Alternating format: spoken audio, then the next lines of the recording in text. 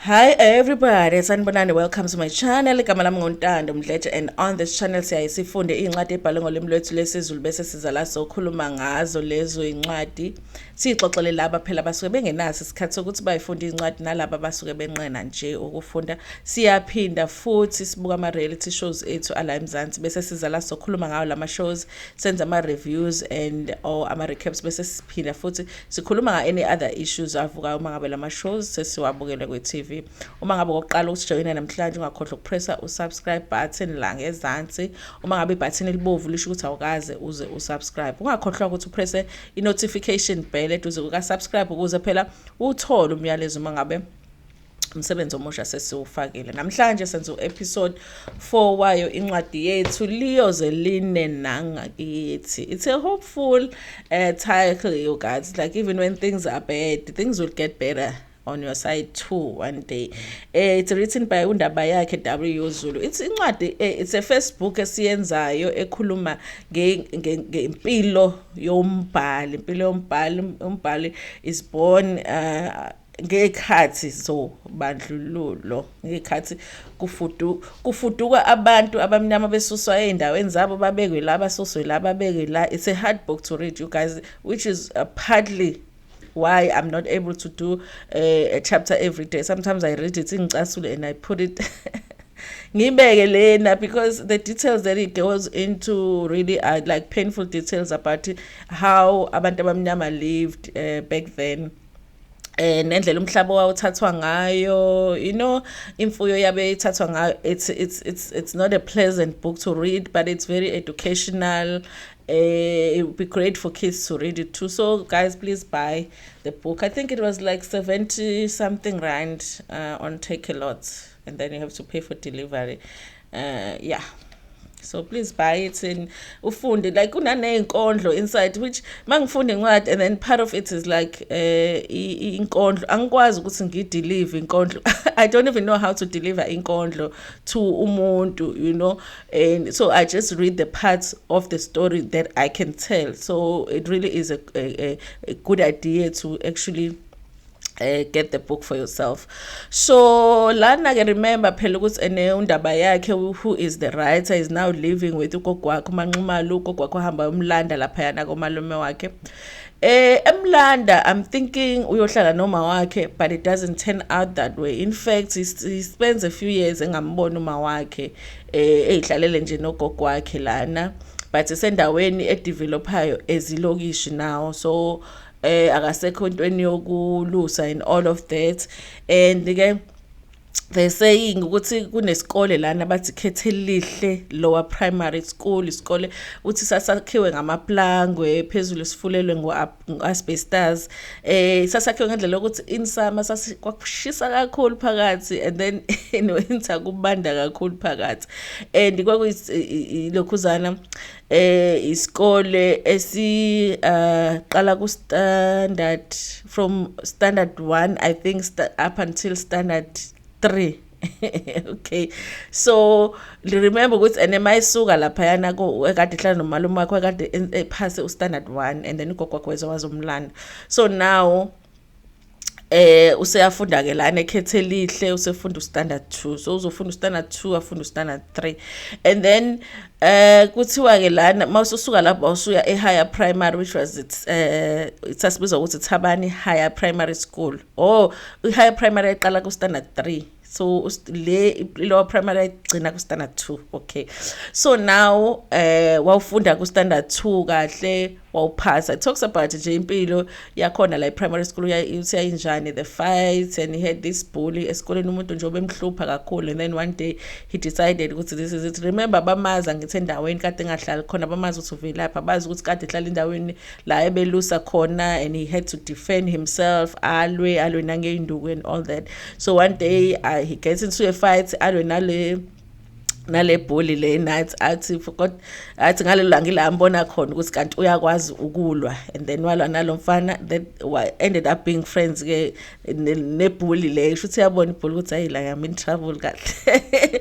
Oh, I need this person empilweni yami.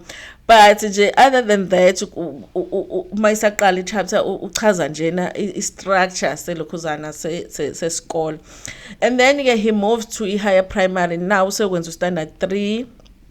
Uthi i-higher primary naye beyakhiwe indlela esimilar to i-lower primary, but bekunama blocks where akhiwe kahle wona engazi ukuthi mahle kunalawa aka standard 3. So ka standard 3 benifunda endaweni engazi ukuthi ifana nale yase lower primary, bese kuthi laba baka standard 4 to 6 bona ilokhuzana ibuilding yakho ibiyinhle biyakhiwe kahle.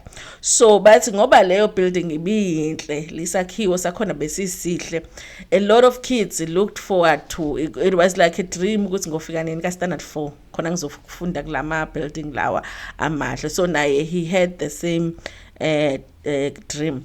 At that time ukukhuluma ngokuthi indaba yokuthi abantu ugqoka icathulo esikoleni ububabala abantu abanelokhuzana abanecathulo esikoleni. And remember bephuma esikoleni sasemakhaya, so uthi bebukeka vele njengengane ephuma esikoleni sasemakhaya nje enenkwali nje yangempela elokhuzeni enyaweni mayisaqala lapha primary, which is the reason why he was a target kumabholi la elokhuzeni esikoleni. So now say higher primary again, as everyone else has a dream ukuthi bafuna ukufunda standard 4 ukuphasa, bayofunda standard 4 bafunde kule yalokhuzana isakhiwe esihle sesikole. And yena afunde kuphela unyaka, ngazi bebenothisha nje onokuvela gule for months engeze esikoleni, and as a result agcine fail ke that standard 3 badlula abanye. And uyakhuluma nje about how sad that was for him ngekathi esala ngemuva kubantu abekade efunda nabo. Kodwa futhi uyasho ukuthi for some reason that year wavele wafunda kakhulu ukuthi waphasa like kahle kakhulu, and that was the year eyenza ukuthi from then on vele abe umuntu owenza kahle lokhuzeni esikoleni. So eventually uyaphasa ku standard 3, moves to standard 4. My pass standard 3 ugogo ajabule. Uthi ugogo wakhe wa encourage kakhulu when it comes to ukufunda. Athi ugogo wakhe bengafundile, but sometimes nje athi bevela wathatha ama exercise akhe awabuke and be like hayi yini engathi uyakopela nje esikoleni yabazogogo. And athi for some reason bekuba nento engazi ukuthi iba sad or iba nje nokuphatheka kabi ngogogo mayebuka incwadi zakhe that ebimenza ukuthi abe curious ngogogo ukuthi enekwenzekani ngaye, ukuthi bethanda ukubuka incwadi zakhe but bengafundile at the same time. And bekuba nento ukuthi uyajabula ugogo ukuthi uyafunda umntwana, kodwa khona there was a sad part ngogogo yena every time ayibuka incwadi zakhe, which I think mina njengomfundi wencwadi mhlawumbe ugogo had ifiso zokuthi ngabe naye mhlambe wafunda or something. So at this point useyakwazi ukubhala and everything, even umalumekazi wakhe, remember kunomalume wakhe osebenza maphi eJemiston, sekuyena ukuthi makufanele kubhalwe incwadi kubhalela umalume eGoli, uyena usebhali lokhuzana incwadi lezi ezibhalwayo. So nje useyuseful la kagogo. So aphase ku standard 3, gogo amhlabele ilokhuzana inkukhu and everything, amthengele necathulo ke manje phela sebeyofunda kulama class amahle, athi amthengele icathulo noma kwakuyisekeni lecathulo but izazi right ukuthi phela angafuni. And he says ukuthi that's where him and his friends started having indaba ukuthi ukufunda is like a competition kubona. They would always want to see ukuthi ubani ozokwenza kangcono kunomunye. Ukhuluma ngeke kakhulu in the next section about othisha abathile who were significant in his life. Athi bekunothisha we-English uthisha uSangweni installe kakhulu ukuthanda ukuthi afunde isingisi, nanokuthi azaqala ukufunda incwadi zesiZulu, especially when it comes to inkondlo nezibongo. He says ukuthi he was really good at that. And athi for them ukufunda igeography nokufunda ihistory besasithini kambe ezendawo geography ezendawo nani, what was history ezomlando I can't remember you guys. Yeah, but ku geography athi nje bebekwenza kube umdlalo bona besafunda naming countries, rivers, mountains in ukuthi uyazazi zonke ne history. Uyakhuluma ngokuthi i-history at that time ezingane ubengaku understand kahle the impact yokufika kwabelungu remember you are born during it's different if you are born before abelungu bafike and then bafike, and then you can see the difference. I'm sure the older generation at that time knew how life had been without amabhonu, you know. And then bona they were born into ufuduko vele bazalwe ngesikhathi vele kufudukiswa abantu kushona lena le. So that's the life they know. They knew ilokhuzana izwe having abelungu, and they just knew ukuthi umlungu baphila lapha emaplazini kanjani. So at that time uthena he didn't understand ukuthi kahle they would learn in history ngemthetho ini apartheid in but bebengayifundi ukuthi there's something wrong ngayo, because it was just part of life. So ukhuluma ngalo ukuthi vele ku history, remember bekufundwa ngoJan van Riebeeck came to the Cape ekuthiwa iyaphi inkosi yami. Anyway, usike befunda ngalezo zinto ku history, and then there was an introduction yokufunda maths which they used to call arithmetic.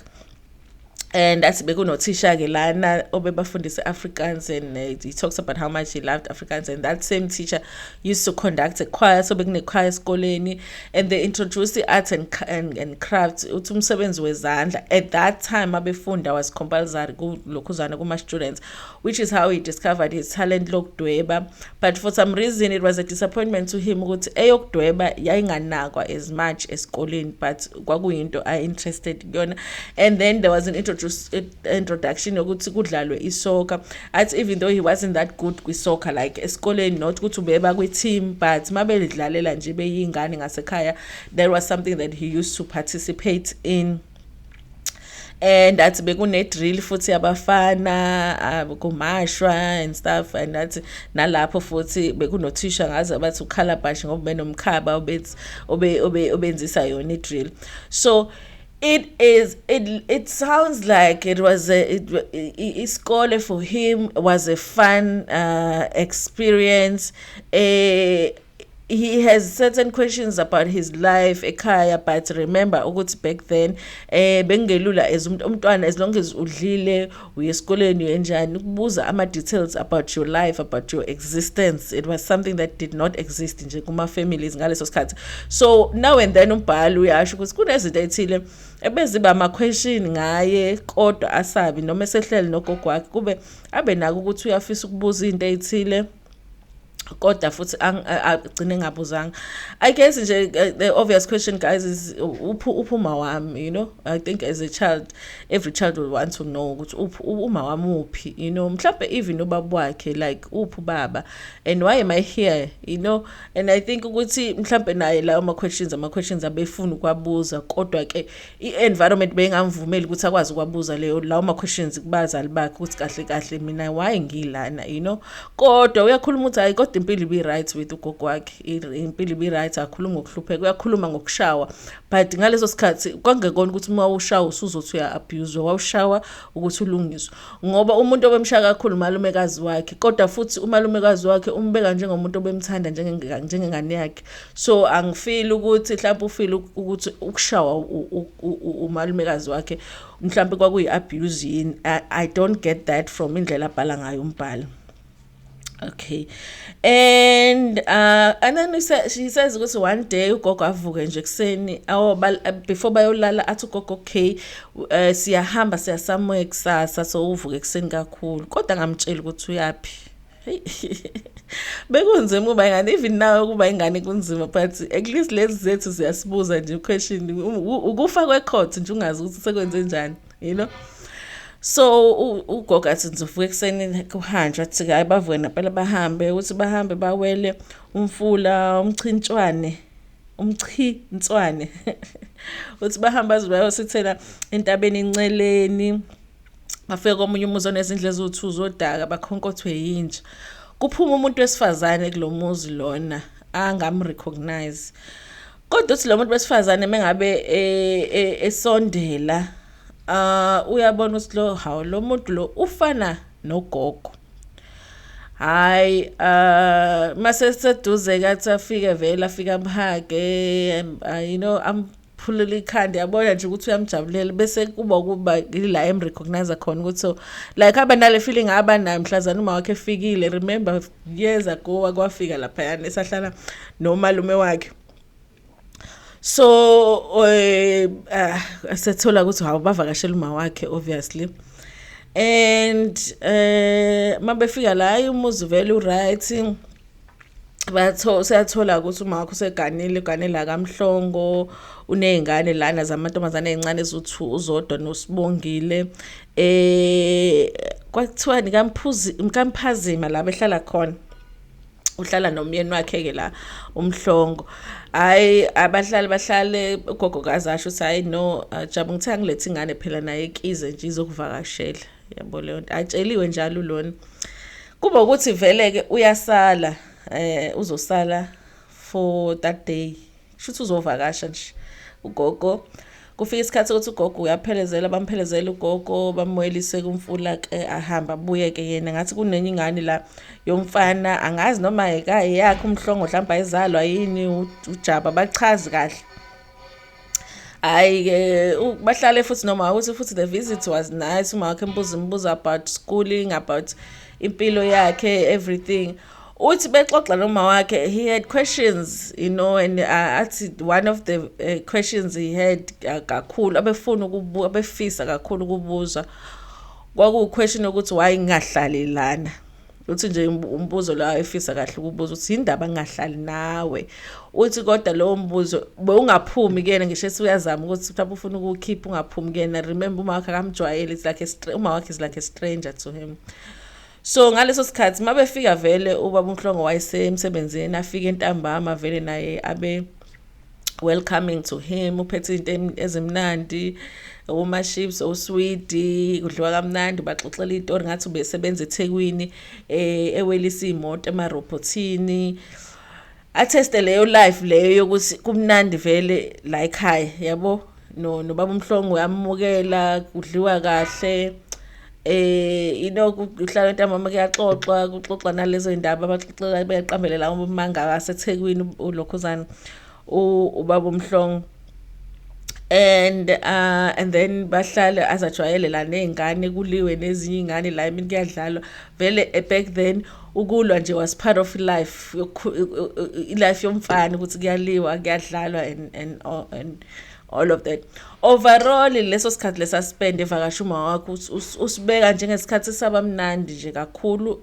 but sareza leyo question yokuthi akazange understand ukuthi why engahlali noma wakhe kodwa futhi akazange zambuza uma wakho ukuthi why engahlali naye but ke ichapter yethu yanamhlanje iphela kanjalo. Thank you so much ukuthi nibuke le video. Please like it before niphume kuyona and share it with your friends, with your family and even with strangers. Nginithanda kakhulu.